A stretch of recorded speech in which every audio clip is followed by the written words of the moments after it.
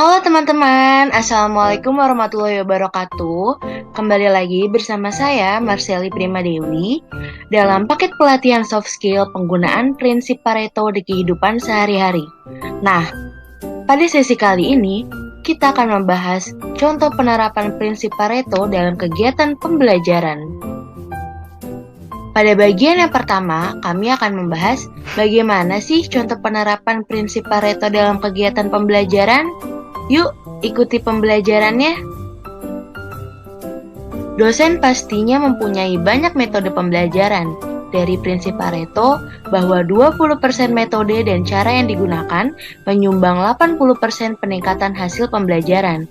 Sedangkan 80% metode dan cara menyumbangkan 20% peningkatan hasil pembelajaran. Bagaimana cara meningkatkan hasil pembelajaran? Olah data hasil pembelajaran yang telah dilaksanakan. Urutkan metode pengajaran yang banyak memberikan dampak paling besar sampai dengan yang paling kecil. Biasanya berdasarkan nilai akhir yang dihasilkan oleh peserta didik. Setelah diketahui metode apa saja yang 20% teratas yang dapat meningkatkan hasil pembelajaran tersebut, kemudian dari metode tersebut, berikan pendekatan yang lebih efektif agar peserta didik lebih antusias mengikuti kegiatan perkuliahan dan senang belajar. Dengan semangat belajar yang tinggi, peserta didik akan terus-menerus mencari informasi dan pengetahuan lebih banyak lagi yang bisa meningkatkan prestasi belajar mereka. Lalu, bagaimana sih langkah-langkahnya? Yang pertama, susunlah atau tetapkan tujuan pembelajaran yang termasuk metode dan pola pembelajaran yang mampu memberikan semangat dan antusiasme peserta didik. Untuk mencapai hasil dan tujuan yang ditetapkan, dan sebutkanlah bahwa tujuan dan metode pembelajaran tersebut masuk yang utama. Langkah selanjutnya, yang kedua, gunakan 80% dari waktu untuk berinteraksi membangun kedekatan pada peserta didik, serta mengajar dan mendidik, memberikan tugas, melatih tanggung jawab dari peserta didik.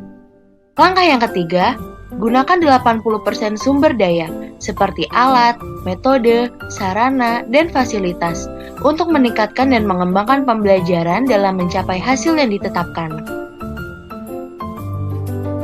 Langkah yang keempat, lakukanlah proses pemberdayaan peserta didik untuk melaksanakan aktivitas pembelajaran yang memberi dampak bagi tercapainya minimal 80% hasil dari total target pembelajaran yang diharapkan. Langkah yang terakhir, cari metode dan pola pembelajaran yang lain untuk menyempurnakan hasil pembelajaran. Dengan kata lain, menambahkan metode lainnya yang dapat diandalkan sebanyak 80% dari total masing-masing metode pembelajaran yang ada. Ini adalah konsep multiplikasi dan pelipatan gandaan. Pada topik berikutnya, saya akan membahas bagaimana sih cara pembagian skala prioritas.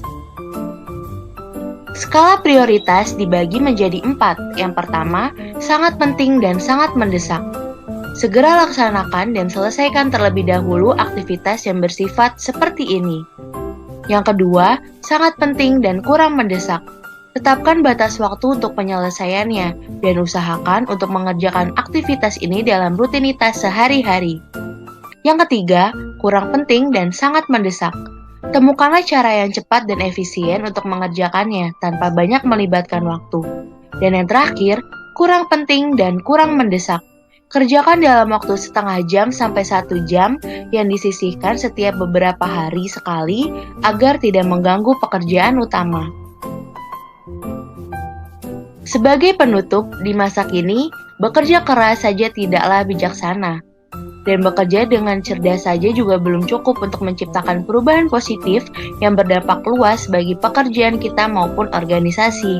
Yang dibutuhkan saat ini adalah bekerja dengan cerdas dan bersedia atau berinisiatif melakukan tindakan extra mile, yaitu melakukan tindakan melebihi dari uraian pekerjaan, seperti tugas dan tanggung jawab kita yang dinyatakan dan disampaikan secara formal dalam suatu organisasi.